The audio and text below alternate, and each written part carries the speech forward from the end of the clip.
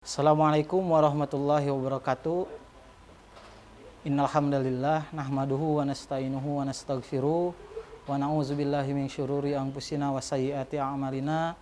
Man yahdihillah fala mudhillalah wa man yudlil fala hadiyalah.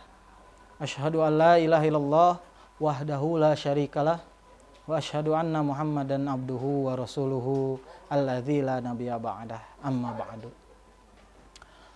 Puji dan syukur sudah selayaknya kita panjatkan kehadirat Allah Subhanahu wa taala, karena atas nikmatnya dan karunialah kemudian kita masih bisa menikmati hidup ini.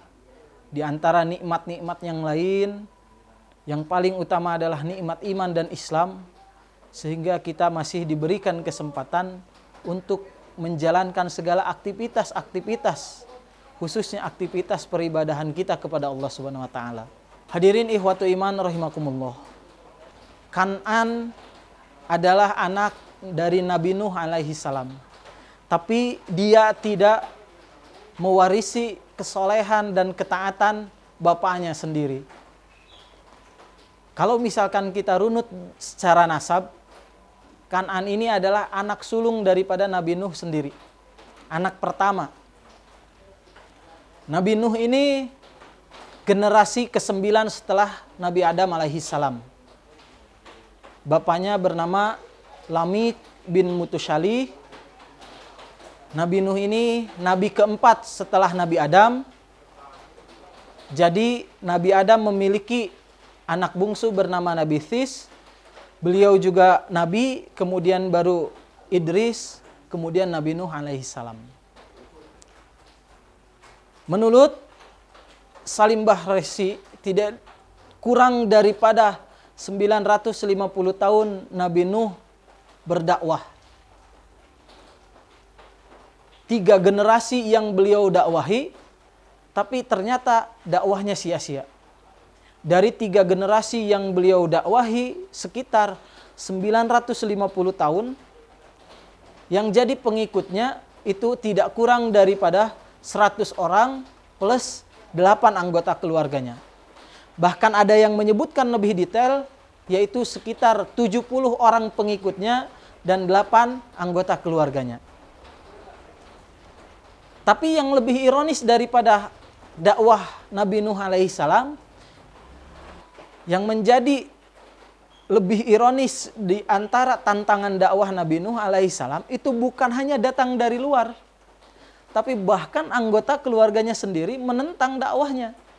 Istrinya menentang dakwah Nabi Nuh. Bahkan anaknya sendiri yang sulung, yaitu Kan'an. Bisa kita perhatikan surat Nuh ayat 25 sampai 28. Disebabkan karena kesalahan-kesalahan mereka lah, kemudian mereka ditenggelamkan. Kita sudah sama-sama mengetahui bahwa azab yang diturunkan Allah Nabi Nuh adalah banjir bandang yang luar biasa besar. Penyebabnya apa? Mimma khati'atihim. Mereka melakukan satu kesalahan, yaitu tidak mau taat, tidak mau menerima dakwah Nabi Nuh alaihi salam. Kemudian doa Nabi Nuh apa? Ya Allah, jangan berikan tempat kepada orang-orang kafir di muka bumi ini. Maka pada saat itu Allah menenggelamkan seluruh orang yang kufur terhadap dakwah Nabi Nuh. Di dalam surat Hud dijelaskan lebih detail bagaimana peristiwa banjir itu terjadi. Ayat 42 sampai 45 dijelaskan. Ketika Nabi Nuh diperintahkan membangun bahtera yang besar, kemudian Allah memerintahkan seluruh hewan berpasang-pasangan untuk dimasukkan ke dalam bahtera tersebut. Nabi Nuh berkata, bahkan kepada anaknya, wahai anakku, hayu naik ke bahtera ini.